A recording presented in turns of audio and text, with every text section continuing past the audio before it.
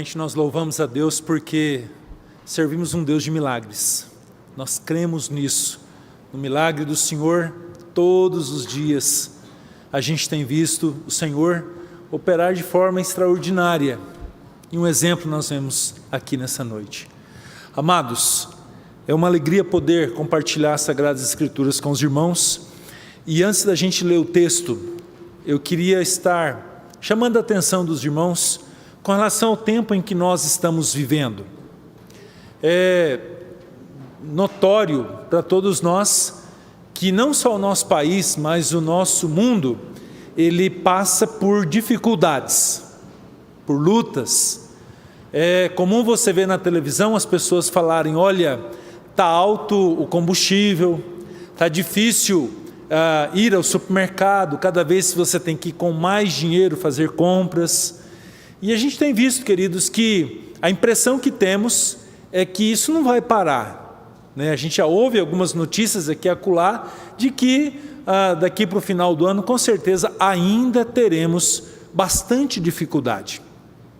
E é nesse momento, queridos, de dificuldade, que a igreja tem uma grande oportunidade.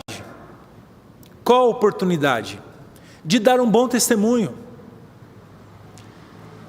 Na contramão de todos que muitas vezes murmuram, não estou aqui dizendo que você não pode lutar por algumas melhorias.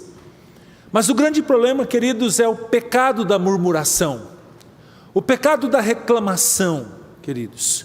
Que muitas vezes, não apenas está no coração das pessoas aí fora, que não conhecem a Cristo, mas também dentro dos limites cristãos, dentro da igreja.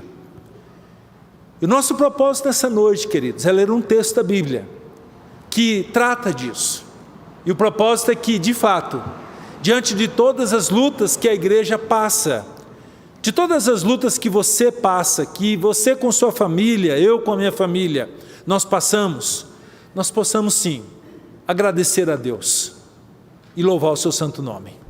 Por isso eu queria convidá-los a abrirem as Bíblias no livro de 1 Tessalonicenses capítulo 5, nós vamos ler, meus irmãos, apenas o versículo 18.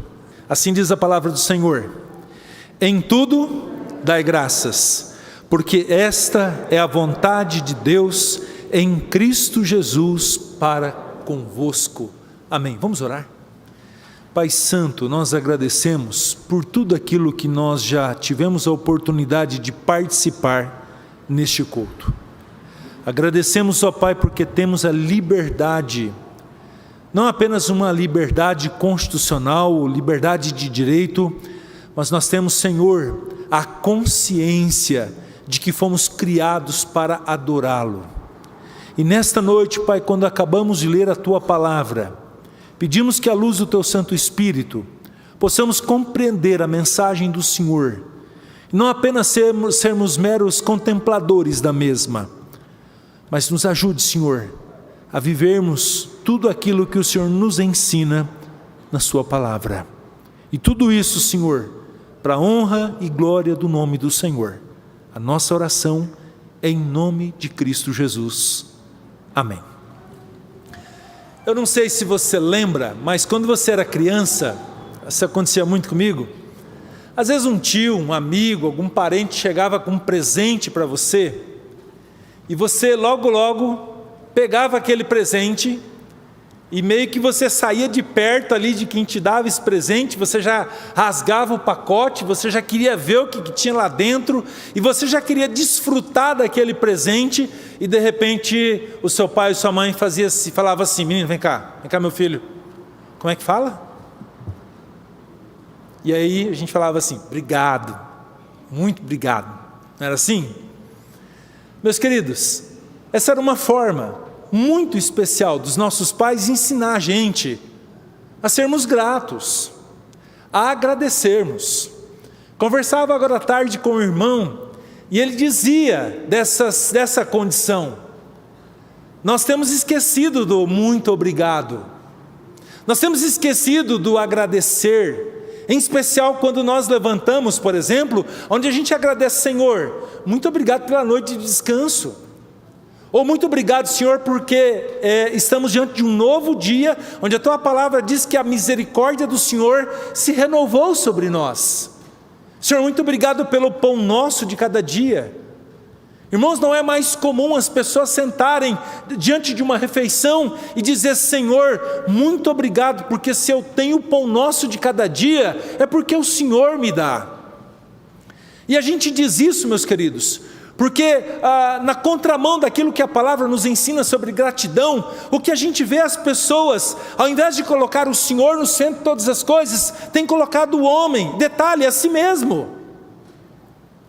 Aonde nós confiamos na nossa força, na nossa capacidade, no nosso empreendedorismo, e nós muitas vezes enaltecemos essa figura da carne, ao invés de olharmos para o Criador e entendermos, meus irmãos, que se temos alguma coisa, se somos alguma coisa, é por causa da sua misericórdia e da sua graça nas nossas vidas.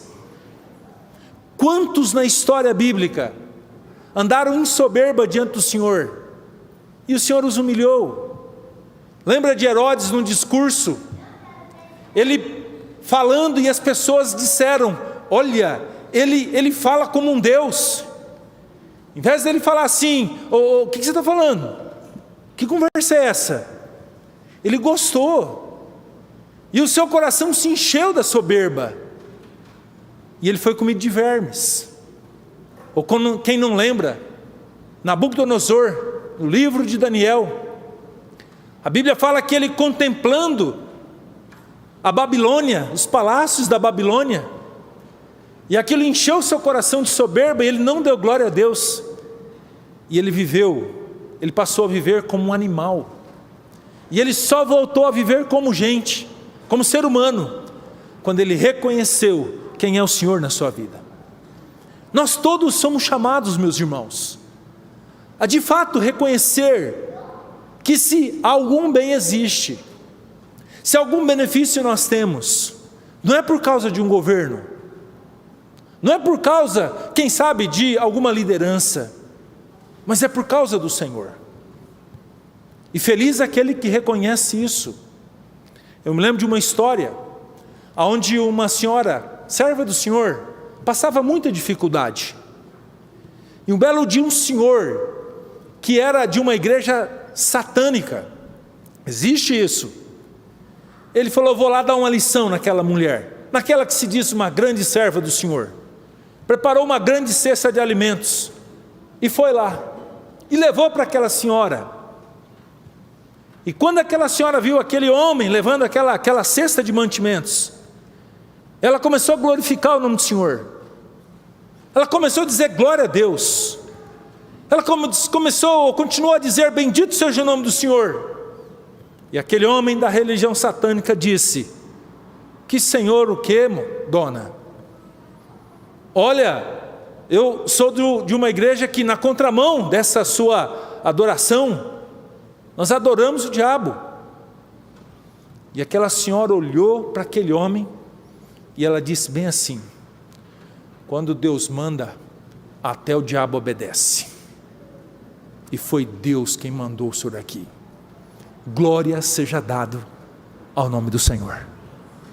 Meus irmãos, essa proposta paternal de ensinar a todos nós a gratidão, a sermos gratos ao Senhor, é que o apóstolo Paulo faz nessa carta à igreja de Tessalônica. E de repente a gente olha no capítulo 2, versículos de número 11 e 12, essa proposta, quando ele diz: e sabeis ainda de que maneira, como pai a seus filhos, a cada um de vós exortamos, consolamos, admoestamos, para viverdes de modo digno de Deus, que vos chama para o seu reino e glória. Não só os nossos pais fazia isso, dizendo: menino, como diz. De repente, como um pai, o apóstolo Paulo também se achega a essa igreja, uma igreja que ele mesmo formou. Se você ler o capítulo 17 de Atos, do verso 1 ao verso 9, você vê a narrativa durante a segunda viagem missionária, que o apóstolo Paulo ficou naquela cidade de Tessalônica, capital da Macedônia, por basicamente 3 semanas, 3 sábados, onde ele procurou uma sinagoga. E ele procurava enfatizar que o Messias prometido, o qual os judeus aguardavam, veio, e o nome dele é Jesus Cristo. E a Bíblia fala que ele pregou naquela sinagoga, e o Espírito Santo de Deus o usou de tal maneira, convencendo todos da necessidade de Cristo, que muitos naqueles 3 sábados, apenas, pouco tempo, se converteram ao Senhor Jesus. A Bíblia fala que se agregaram algumas pessoas, alguns gentios, algumas mulheres, e a igreja do Senhor começa naquele lugar. Paulo então, queridos, no 3º sábado, ele passa por uma situação terrível, e lá no livro de Atos fala sobre isso. Ele é perseguido pela liderança da cidade. A cidade de Tessalônica, queridos, uma cidade grega, ela tinha um grupo que administrava a cidade. Era uma cidade chamada cidade livre ou cidade independente. Não havia uma ingerência do império naquela cidade. Uma cidade basicamente de 200 mil habitantes. E nesse lugar, queridos, foi que a palavra de Deus foi anunciada. E esses homens então não aceitaram a pregação. Eles colocaram uma ideia para todos de que Paulo estava falando de um outro rei, que não era César, que não era o imperador. E eles são acusados então de ir contra os decretos do imperador. E aquilo causou um alvoroço, a ponto de Paulo ter que fugir daquela cidade, queridos. Só que tem um detalhe: ficou uma igreja plantada. E algum tempo depois, essa igreja com algumas dúvidas, essa igreja com algumas questões que precisavam ser aprofundadas, por intermédio de Timóteo, Paulo fica sabendo das lutas que eles tinham, das dificuldades, das influências externas que essa igreja recebera. E ele então escreve a sua primeira carta, agora na cidade de Corinto, na capital da Acaia. E ali então, meus queridos, se você observar na carta, uma das cartas belas e que foi expostas alguns dias atrás pelo reverendo Erickson nas quartas-feiras, nos 2 primeiros capítulos, o que nós temos o apóstolo Paulo enaltecendo a fé dessa igreja, falando a respeito da disposição dessa igreja de suportar todos os sofrimentos por amor a Cristo. Você observa, por exemplo, no capítulo 1, verso 3, Paulo dizendo que essa igreja era uma igreja que tinha uma fé operosa, um amor abnegado e uma firmeza na vossa esperança em nosso Senhor e Salvador Jesus Cristo. Você vê também, por exemplo, no capítulo 2, que diante das exortações que eles receberam como palavra de Deus para a vida deles, não como palavra de homens, ou não como de repente muitos de nós ouvimos as exortações, ficamos chateados com o pastor, mudamos de igreja e muitas vezes ficamos pulando de galho em galho, magoados, sentidos, achando que Deus não gosta da gente porque de repente Ele trouxe uma palavra um pouco mais dura. Meus amados irmãos, não devemos esquecer que Deus corrige e repreende a quem Ele ama. E as feridas causadas pela repreensão do Senhor, elas produzem frutos que glorificam o nome do nosso Deus. Essa igreja recebe a exortação do apóstolo Paulo, mas recebe com alegria. E a gente vê, meus queridos, que o testemunho dessa igreja, e ele fala isso no capítulo 2, um testemunho que chamou a atenção em toda a Macedônia, onde Tessalônica estava inserida, a ponto das pessoas olharem para essa igreja e verem essa operosidade de fé, essa abnegação de amor e essa firmeza na esperança de Cristo no dia a dia. E é isso que Deus espera de nós, meus irmãos, não apenas na Macedônia, mas em toda a Acaia, como eu disse, aonde Corinto estava inserido, mas também na Ásia Menor, sua capital Éfeso, todo o Império Romano, a cidade de Jerusalém, sabia do testemunho dessa igreja, um testemunho lindo, do preço que eles pagavam por amor ao Senhor. Capítulo 3 da carta, se você puder observar, Timóteo vem com as notícias dessa igreja. Como eu disse, Paulo ficou pouco tempo ali. É um pastor que comenta esse texto, ele diz que Paulo provavelmente pregava das 7h30 da noite até 2h da manhã, passava o dia. Tamanho foi a cultura que eles tinham, porém, existiam dificuldades.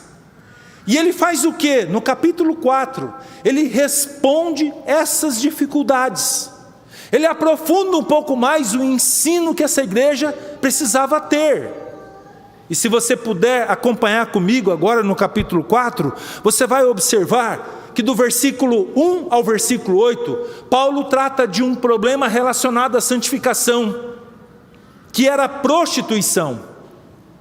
Vale lembrar, meus queridos, que dentro da cultura grega, a prostituição era uma coisa aceita.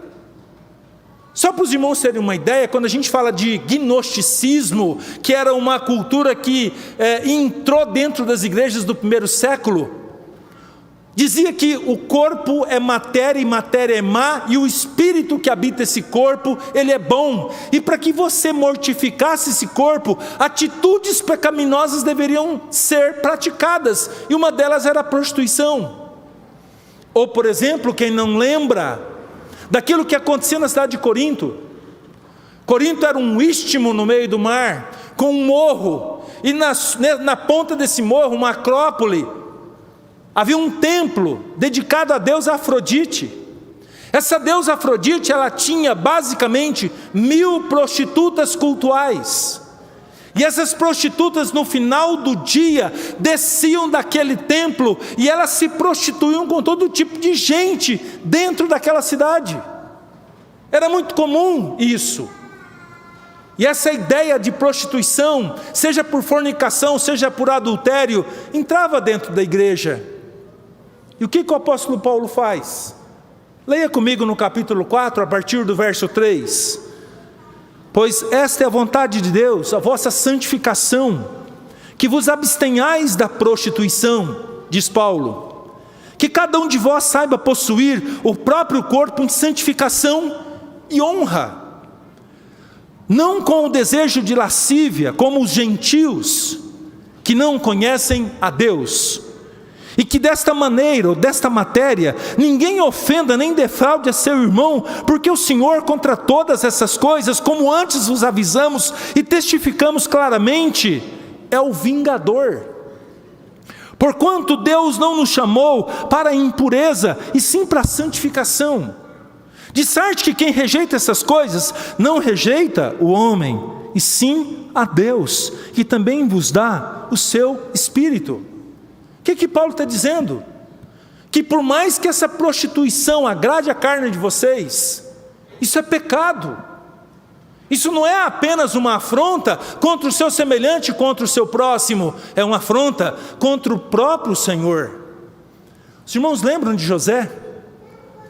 Lá no livro de Gênesis diz a Bíblia que ele estava na casa de Potifar e tudo que ele fazia Deus abençoava. E um belo dia a esposa de Potifar coloca o olho nele, querendo se prostituir com ele. E quando ela faz a chamada proposta indecente para ele, ele disse: como pecaria eu contra o Senhor?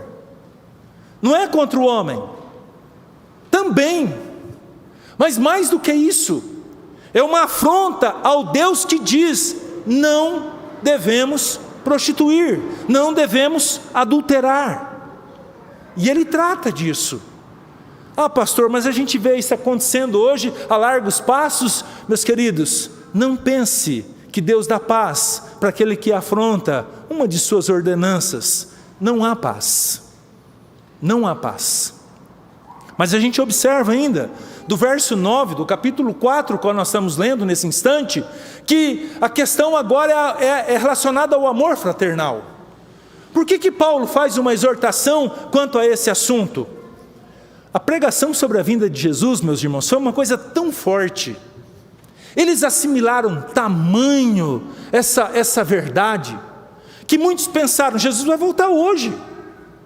E muitos deles fizeram o quê? Abandonaram os seus empregos e começaram a viver apenas para esperar a volta de Jesus. Começaram a passar dificuldade e começaram a pedir para a igreja ajuda. que o apóstolo Paulo faz? Não abusem dessa questão do amor fraternal. Ele diz, se você puder acompanhar comigo no versículo 11 do capítulo 4, e a diligenciardes por viver tranquilamente, cuidar do que é vosso e trabalhar com as próprias mãos como vos ordenamos. Ele diz, vocês podem esperar Cristo voltar, mas façam isso como? Trabalhando. Vivam a vida, o cotidiano do dia a dia, diz o apóstolo Paulo. Ele trata dessa questão. E um último ponto a ser tratado no capítulo 4 tinha a ver, sim, com a ressurreição do corpo.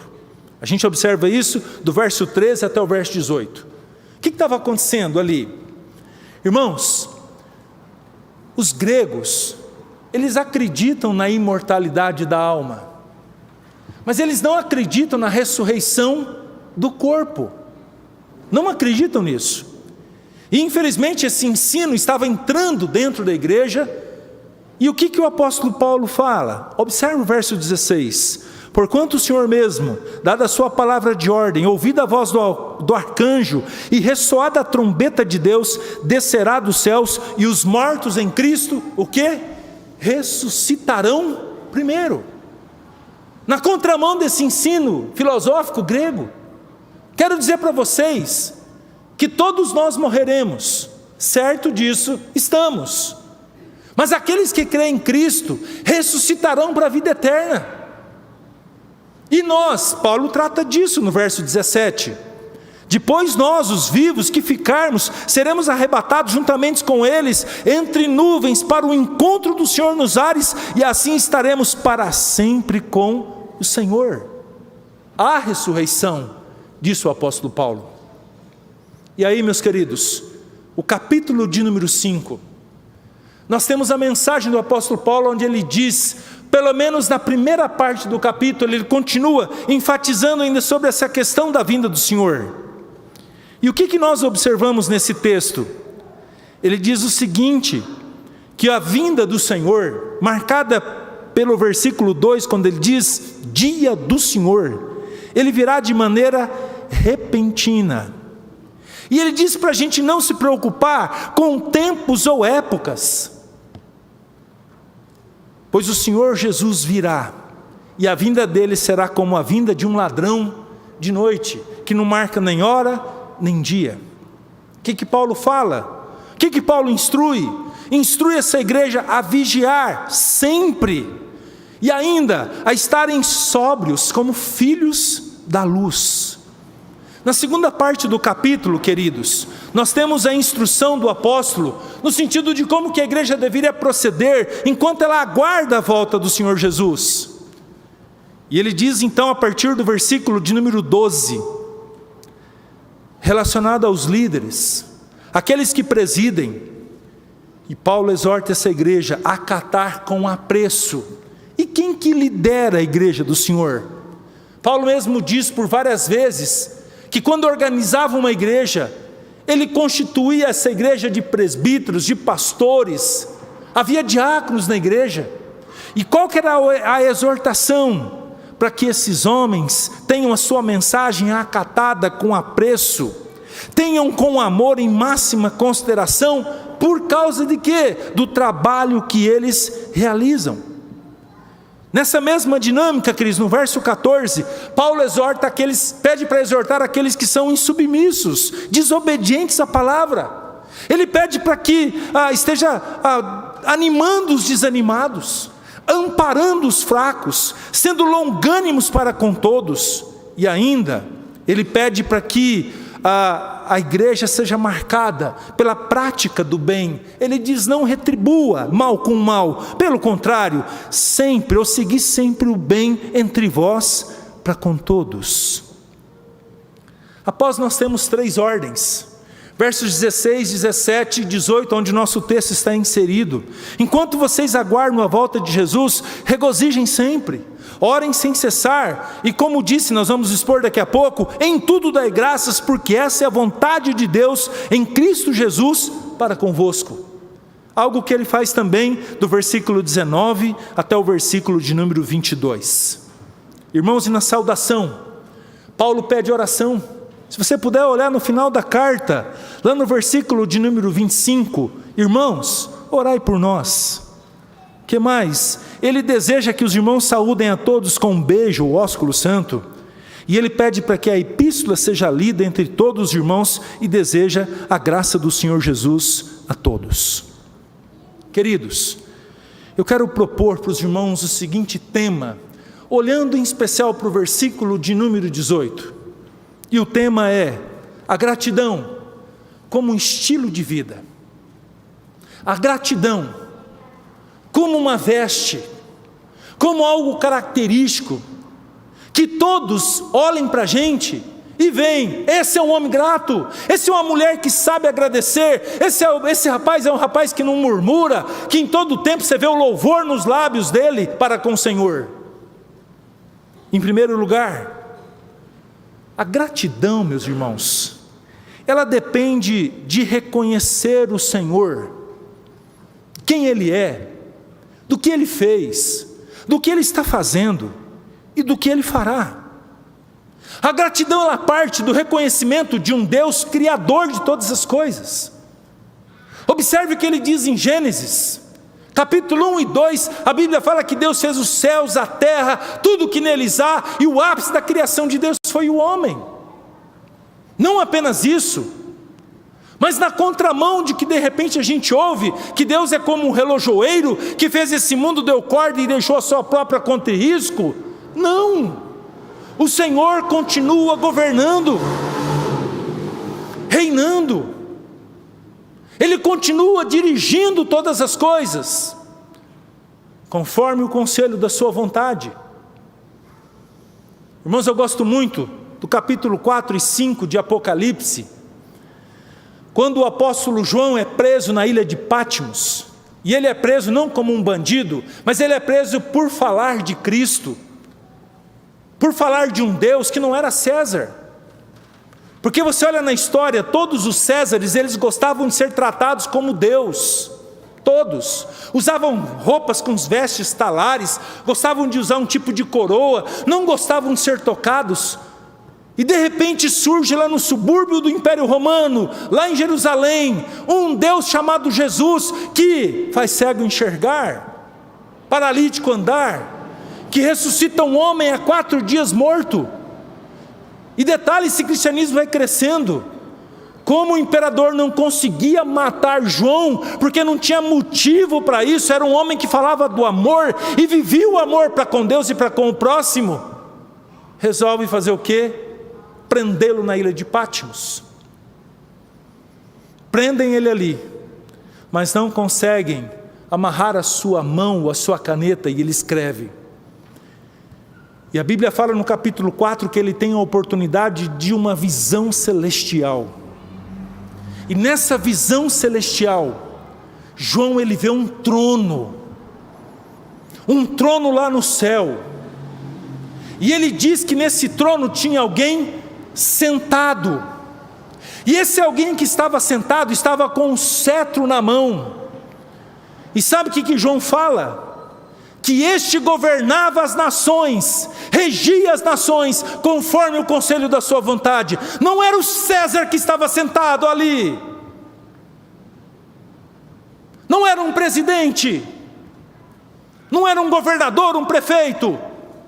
Quem governa o Brasil, quem governa o mundo é o Senhor.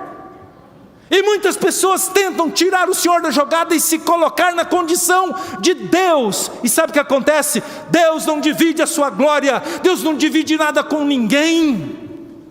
E a gente vê essas pessoas sempre indo de mal a pior. Por quê? Porque nós temos um Deus nos céus. E esse reconhecimento que esse Deus nos céus, Ele governa a nossa história, a nossa vida, e tudo que acontece cumpre propósitos, e os propósitos dEle é que nos leva a sermos gratos a Ele, em tudo. Apenas isso, pastor? Não. Esse Deus escreveu a história, rege a história, hoje e por todo sempre. E quando as pessoas se desesperam dizendo, tudo vai se acabar, Alguém chega às vezes desesperado para a gente, fala, esse mundo vai acabar. E você pode falar com toda satisfação, fala para mim alguma novidade. Jesus vai voltar. E aqui uma oportunidade. Não fala assim, não, ó, é verdade, né? Está ficando feia a coisa, né? Quando alguém falar isso para você, fale, a palavra de Deus diz que esse mundo vai passar. E a grande oportunidade que nós temos é de crer no seu Filho. A gente tem frisado isso em alguns momentos. Essa semana ouvimos falar de terremotos. Irmãos, isso vai acontecer, a Bíblia disse. Isso são o quê? Sinais. Sinais da volta de Jesus. E o Senhor sempre tem dado um estalo, um clique. O que eu falei está acontecendo. Sabe o que isso significa? Que o Deus que fez os céus e a terra, fez a mim e a você, Ele continua reinando em absoluto. Não é à toa que quando a gente ora, a oração do Pai Nosso, a gente fala assim, Senhor, seja feita a Tua vontade, assim na terra como no céu.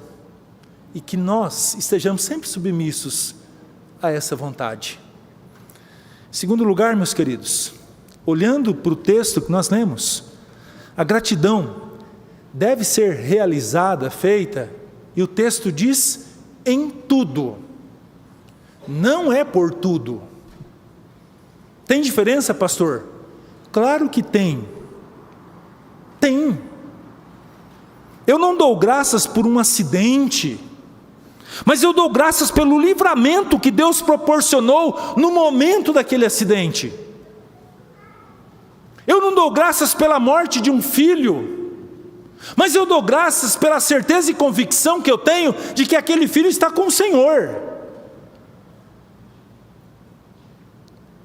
Eu não dou graças pelo sofrimento, ou de repente por um nome de uma situação, mas eu dou graças pelo propósito que aquele sofrimento tem. Estamos expondo, queridos, todos os domingos de manhã, aqui na classe Heróis da Fé, um livro do pastor Timothy Keller, Andando com Deus em meio à dor e o sofrimento. E no seu prefácio, Timothy Keller diz que o propósito, ou Deus com o sofrimento, tem dois propósitos. Primeiro, nos colocar exatamente no nosso lugar. O sofrimento demonstra quem de fato o ser humano é, falível. Mas não apenas isso, o sofrimento nos aproxima do Senhor. Nós citamos na última aula a respeito do Ciro Naamã. A Bíblia fala que ele tinha uma doença chamada lepra, incurável. E ele sofria com aquilo. E um dia ele fica sabendo que lá em Israel tinha um profeta que poderia falar com Deus e ele ser curado. O que ele faz? Ele vai para lá. Chega lá, meus queridos, ele é recebido pelo ajudante do profeta. E a ordem foi, mergulha no Rio Jordão. E ele fala, como assim? 7 vezes. Esse rio de água suja, água escura. Tem lá em Damasco rios de águas transparentes, eu vou mergulhar aqui. E alguém disse, vai lá, pai, mergulha lá, o profeta não mandou. E ele mergulha. E meus queridos, naquele instante Deus estava colocando ele no real lugar dele. E ele mergulha, ele obedece. Diz a Bíblia que na 7ª vez que ele mergulha, ele volta com uma pele curada, como de uma criança, tenra como de uma criança. E sabe o que acontece? Aquele homem reconhece que não há Deus como o Deus de Israel. E ele ainda diz, me deixa levar um pouco de terra, para que lá na minha terra eu possa adorar o Senhor. Ainda peço desculpa quando o rei lá da Síria pede para me ajoelhar no templo do Deus dele. Eu faço aquilo apenas por uma obrigação, porque eu sei que o meu Deus é o Deus de Israel. O que o sofrimento fez com aquele homem? Humilhou ele. Mas Deus, quando humilha, Ele não humilha para deixar a pessoa caída. Ele humilha para levantar um novo homem, temente a Ele, que ame a Ele. E de repente, meus queridos, o que o apóstolo Paulo fala, em tudo, diante dos sofrimentos que nós passamos, das angústias, na contramão de que muitos fazem, nós devemos fazer o quê? Dar graças. Terceiro lugar, gratidão não é um pedido que Deus está fazendo. Dar graças é uma ordem da parte do Senhor. Meus irmãos, Paulo não está dizendo, eu acho que vocês devem dar graças a Deus. Paulo não está dizendo, olha, eu aconselho vocês que deem graças a Deus por tudo que tem acontecido na vida de vocês. O verbo está no imperativo, em tudo dai graças. E a ênfase continua, esta é a vontade de Deus em Cristo Jesus para convosco. É a vontade do Senhor. Ordem, meus queridos, nós aprendemos que nós não devemos questionar, nós devemos o quê? Cumprir. Deus, eu acho, sabe, aquela época que o Senhor disse isso, sabe, um negócio assim, era uma outra cultura, um outro povo, que conversa é essa? Nós somos servos do Senhor, e nós estamos na qualidade de servo de um Senhor, e a condição de um servo é obedecer o seu Senhor. Se o alfabeto da língua portuguesa temos o A, B, C, D, o alfabeto de Deus é obedecer.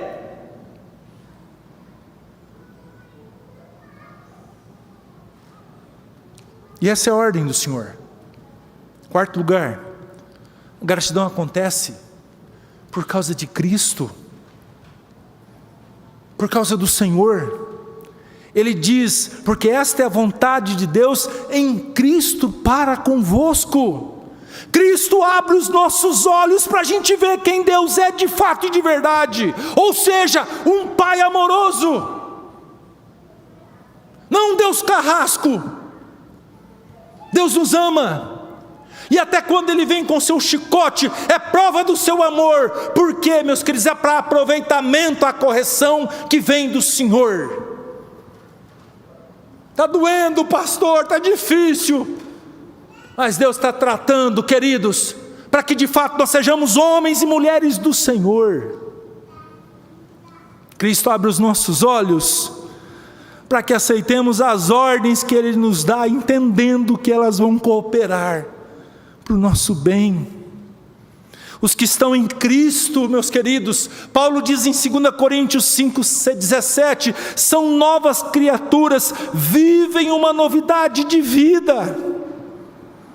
E a ordem de dar graças era para crentes, para servos do Senhor, para aqueles que em Cristo reconheceram Jesus como Senhor e Salvador de suas vidas, aqueles que tinham recebido Jesus como suficiente Senhor e Salvador de suas vidas.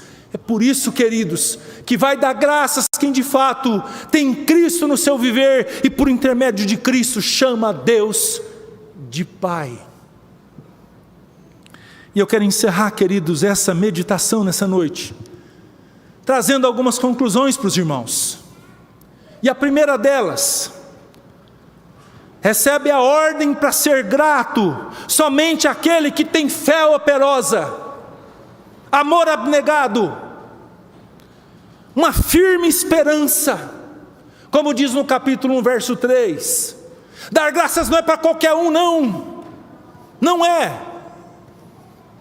para aquele que vai e volta, que é o domingueiro, comumente falando. É aquele que de fato teve o seu coração transformado. Só esse vai conseguir ser grato a Deus por tudo.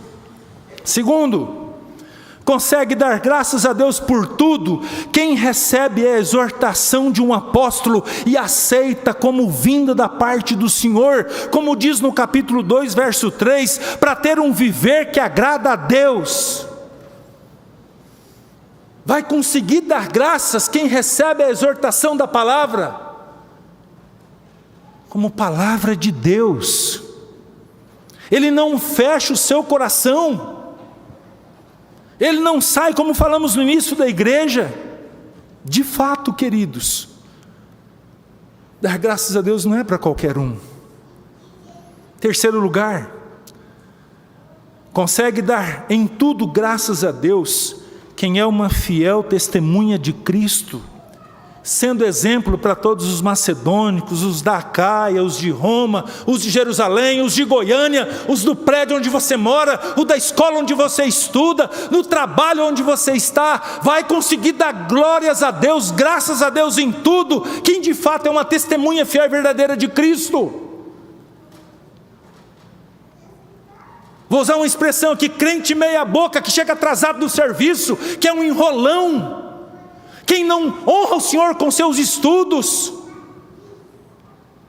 não vai conseguir dar glória a Deus. Ele vai reclamar da professora, do patrão, do salário, do horário, do ônibus. Ele vai reclamar de tudo, menos dar graças ao Senhor. Isso tem que chamar a nossa atenção, meus irmãos.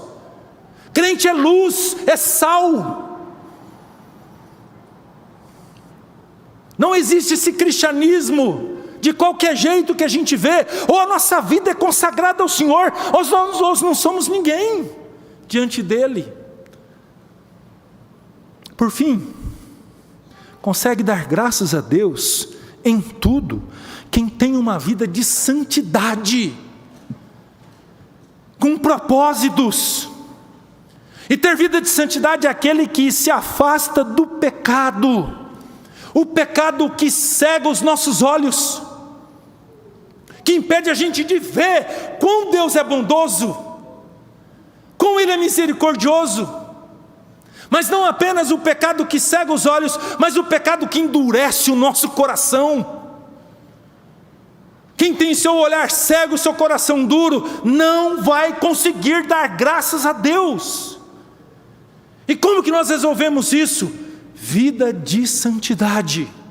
Foi essa a exortação do apóstolo Paulo para a igreja de Tessalônica.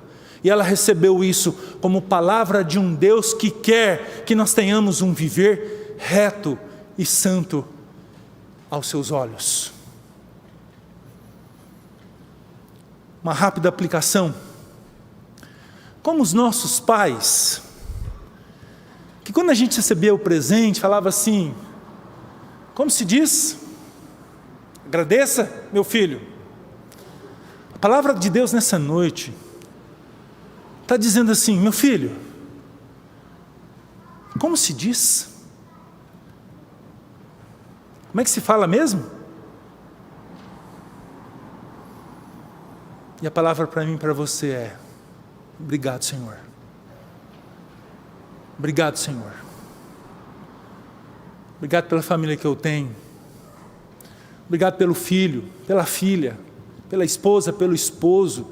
Obrigado pelo trabalho, Senhor. Obrigado pela saúde que eu tenho, às vezes eu não tenho. Obrigado, Senhor, pela igreja que eu tenho. Obrigado, Senhor. Obrigado pelo pastor Marcos. Obrigado. Em tudo, dai graças, porque esta é a vontade de Deus em Cristo Jesus, para mim e para você. Amém, meus irmãos? Vamos orar?